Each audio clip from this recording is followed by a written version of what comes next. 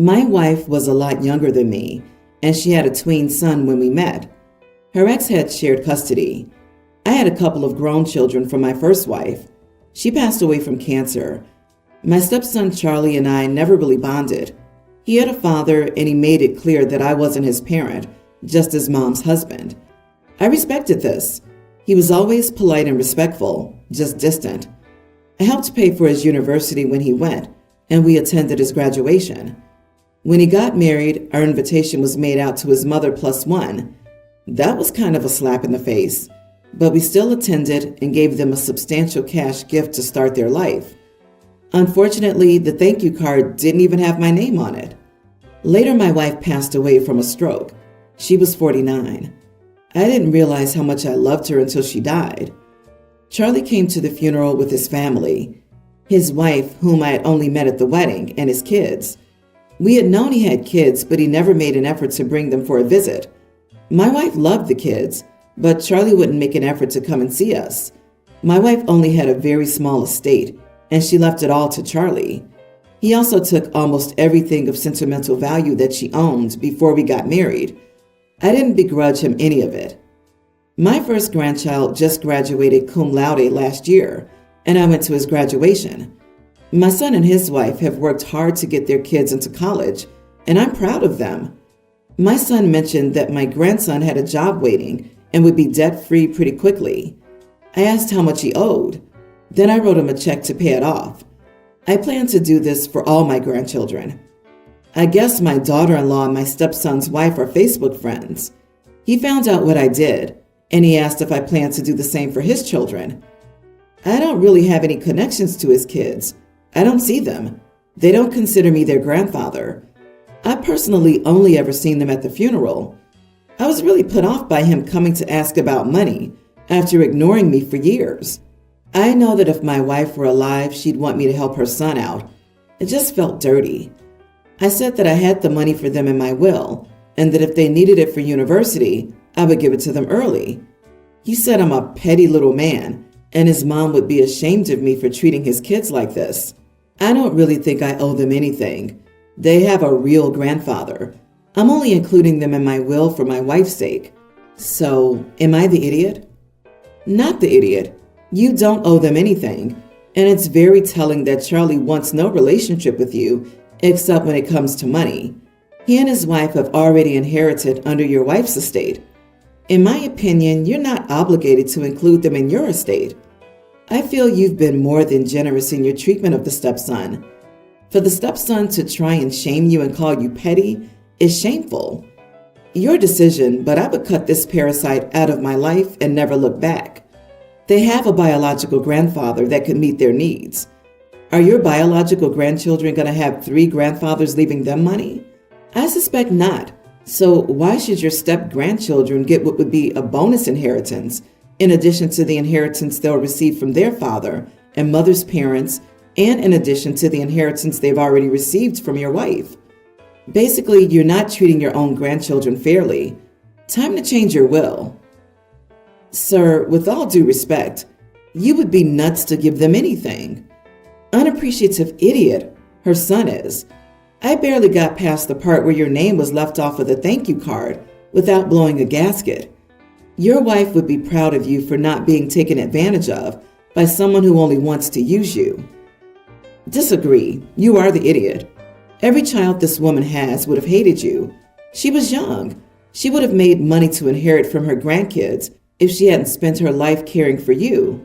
Instead, you stole the youth and life that were supposed to build her life for her children and grandchildren because you were selfish. That really stood out to me too, that he liked her youth and didn't realize he loved her until she died. Is everyone just skipping over that? That's probably something Charlie could have picked up on growing up, and that's why he was always distant. So, I'm a guy, and I recently proposed to my fiance about midway through December. We agreed to announce the engagement at the family Christmas party. My sister and her husband, who are both a couple of years older than me, are also there. My sister and I have generally always gotten along, and although her husband can tend to come off a little rude at times, he's never an outright idiot. So we do a little gift exchange, and at the end of it, My fiance and I decide to make our announcement. So I say my piece and everyone's excited about it. It was a nice moment that I was proud to have. Then my sister stands and holds up an unopened gift for our mother. Mom opens it, and it's a framed ultrasound image showing that my sister's pregnant, about a month along. It's a happy moment and I was happy to share it, but the pregnancy was all anyone talked about for the rest of the day and the days after that. They had completely forgotten about my fiance and me being engaged. I felt like my fiance had been cast aside. I didn't want to cause a scene at the party because I was happy for my sister. Then every day of the following week, all anyone wanted to talk about was the baby. Finally, New Year's Eve came along.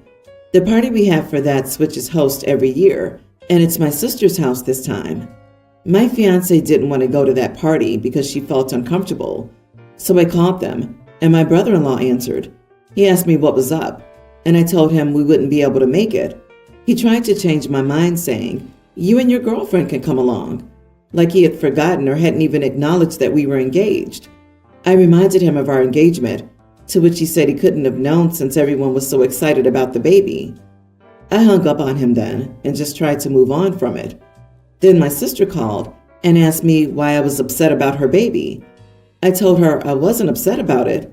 I said it hurt when our family seemed to care more about her baby, to the point that my fiance and I being engaged may as well not even happened because no one acknowledged it. She told me to grow up and said it was selfish of me to avoid coming to a party because I was jealous of her happiness. I said that it wasn't that I was jealous. Like I said, I'm happy for her that she's having a baby. But while she's taking a step in her life, I'm also taking a step in my life. I'm engaged to a woman I love, and I'm prepared to spend the rest of my life with. And it feels like no one's even acknowledged or respected that. Afterwards, she said I was being dramatic, and that people would be more than happy to care about it when the wedding happened. Then she said I should quit whining and come to the party. I told her that I didn't want to go to a party hosted by someone who wouldn't be as happy for me as I was for her, and I hung up. Am I overreacting? You are the idiot. Your sister made no effort to overshadow your engagement. She had the framed ultrasound wrapped up as a gift before you even made your announcement in front of the family. The overshadowing was just your family's naturally greater excitement over the pregnancy. You've got no right to be salty over this. Grow up and be happy for your sister. Disagree. How your brother-in-law responded when OP called him makes them the idiots. You are not the idiot. Christmas may have felt like you got tossed to the side after your sister's announcement, and I'm sorry that was your experience for you and your fiancé. I appreciate that you decided to just call to decline the New Year's invite rather than making a huge dramatic issue. Your sister and brother-in-law are idiots for their response. An engagement is a huge life-changing event, just like a new baby, which shouldn't be dismissed. Congrats on your engagement. My girlfriend makes 6 figures as a pharmacist and is still the cheapest person I know. She recently bought a new Toyota RAV4 and wanted the bars above to mount her skis. They quoted her $2,000, and she decided not to get it, even though she really wanted it. She spent about 4 months drooling over a handbag that cost about $600. She used a tattered bag from college and said she needed one, but couldn't bring herself to buy one. I bought it for her for Christmas, and when I gave it to her, she got mad at me for wasting money. She did apologize after, saying she loves it, but $600 is too much to spend on a bag. She never wants to eat out, like at all. I usually eat out 2 to 3 times a week, but it's hard to get her to eat out even once a month. She always says she can make the same thing for cheaper and will only eat out after some pleading from me. She doesn't tip very high either, only 15% usually. She only drives when there are a few things to do. For example, for her to come over, she always drops off mail, buys things, and goes to the gym on the same trip to save gas. I'm sure it's eco-friendly, but it's annoying because I'm home at 5 and she can't get there until 6:30, and we only have 2 to 3 hours together. She won't ever buy coffee and even brings her own coffee maker kit rather than just buy coffee for road trips. And she won't buy bread or oat milk. She insists on making it to save money, even though it takes so long. She also only tends to buy things on sale. She saw a very beautiful dress but refused to buy it because it wasn't at least 50% off. When we moved in together, she refused to buy things at IKEA, and we bought everything on Facebook Marketplace. I save money too, but I'd rather get new things because it's just gross to use someone's leftovers. This weekend, my brother's coming to town, and I told my girlfriend we should go to the trendy restaurant to celebrate. She responded that we should just eat in and that she could make Japanese curry the way my brother liked. I told her to stop being so cheap. We barely eat out anyway, and if she doesn't want to pay, I will.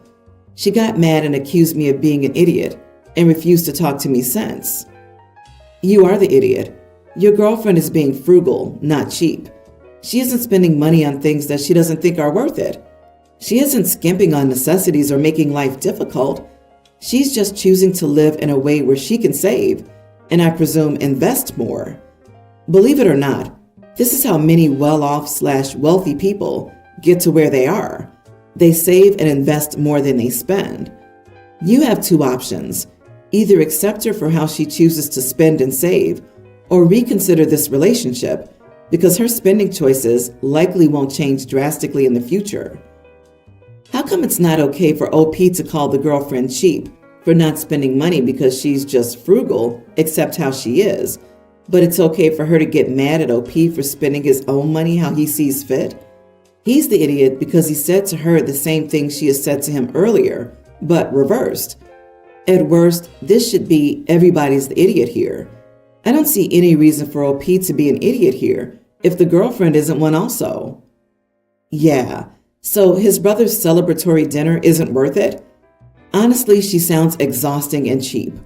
Like, I get frugal, but this is over the top. Was your girlfriend raised in a really poor household? Seems rooted in a little trauma. That was my thought exactly. I have a friend in a similar position with his girlfriend. They both make 6 figures, but she makes twice as much as he does. So they're both pretty stable financially, with her being the major breadwinner, his words. But she grew up in poverty, and her parents and other family members don't have any savings. And he said her biggest fear is ending up like them. So she'll nickel and dime everything, even though they don't really have to. My friend is aware of it and has adjusted, and they've made compromises. OP needs to decide whether he's willing to do so as well, or just part ways so they can each find someone that shares the same lifestyle. I, female 33, am an interior designer. My wife, 35, is a doctor. Every few weeks, some friends of hers from the hospital and their spouses gather in a restaurant, and we all have a meal together and talk. I've been attending these meetings from the very beginning. My wife is very interested in her job, so much so that literally our 2 young kids have a pretty solid understanding of neuroanatomy, thanks to her. So she loves to talk about her work. Her friends are mostly similar. So whenever we gather for this meal, there's only medical talk, and I feel extremely left out. Her friends' spouses are all healthcare workers. I've tried to actively change the topic a few times, but this has almost always immediately come back to something that happened in the hospital or something someone said there. There's going to be a gathering again next week with the same people attending. When my wife asked me to call the sitter, I told her I didn't want to go and explained why. She tried to change my mind but wasn't successful. She said that it was a couples thing and that as her wife, I should be there. I didn't want to. So she said she wouldn't attend alone since everyone went with their spouse, and there was no way she was going without me. I told her she should not miss this opportunity to spend time with her friends, but she isn't having it. I can tell that she's upset. I have this horrible feeling that I've ruined her time with her friends, and I feel like a terrible person. Did I do something wrong? Not the idiot. I'm a doctor myself, and I totally understand how frustrating it is when any group of people are all in the same field and won't stop talking about work. And you're the odd one out. It doesn't sound like any of them, including your wife, has made any effort to make you feel included in the conversations. People who are in medicine can and should talk about other things. I'm marrying a doctor. I've been with his friends in the same field, and sometimes they just can't stop talking about work. I just keep asking questions about the backstory to low-key annoy them, and they end up stopping or realizing they're talking about work too much. And then the results for the metabolic panel. Me, very innocently. I'm sorry, what's a metabolic panel? Works like a charm for any industry. You are the idiot. I know it's boring and you just got tired of it. But look at her perspective. If she suddenly starts coming without you, what will she say? Marriage is a give and take. You need to stop being selfish and step up for your wife. You can muster up the energy to support your wife for a few hours every few weeks. This is an unbelievably stupid argument, not even based on a real situation or one that's likely ever to happen. I'm a 37-year-old male and my wife is 35. My wife asked me if there was ever a situation in which she and our 2 kids, who are a kindergartner and a little older, were in danger, who would I save first? I told her right from the bait that it was a stupid question to ask, and I didn't want to keep talking about it. But she kept pushing and pushing for an answer, so I just said out of instinct, I'd save the kids first. She then got really irritated asking, well, what about me? I reiterated how stupid her question was and that there was no point in talking about it. But again, she wouldn't shut up. So ultimately, I just said to her out of annoyance that in any scenario, I'd save the kids first, then go back for her, and that I'd hope she'd do the same, considering the kids always come first. Well, now she's angry at me over some fake scenario, all because I said I'd save the kids over her. She says I'm an idiot for being unfeeling and callous, and that I'm belittling her for calling the question stupid. And she's gone on the defensive, basically saying I'm calling her stupid. She's been snappy, not really talking to me, and is in general just being argumentative. Am I the idiot? Oh dear, you fell victim to one of the classic blunders. The most famous is, never get involved in a land war in Asia, but only slightly less well known, never answer a wife's hypothetical questions. To add to the Princess Bride sentiment, he should have yelled, as you wish, and barreled out of the room. She'd be too confused to be angry. OP was bound to lose the moment she opened her mouth. Let the toddler throw her tantrum. If she wants to get mad at a situation she caused, that's her business. Would you love me if I was a worm? It's the same trap as, do I look fatter? I always tell my wife, don't ask the questions you really don't want the answer to. Secondly, your wife is a grown adult, or is supposed to be. Can't she figure out how to help herself out while you rescue the kids? Or is she the type to be frozen by this hypothetical situation? Or honestly, do answer the question and answer it correctly. This was the right response. I have an infant, and my husband and I have both openly said that we would save our baby over each other without hesitation if that situation ever arose. How would the wife have felt if he said he'd save her over the kids? Or maybe go back and ask her what she would do. I bet her answer is the same as yours.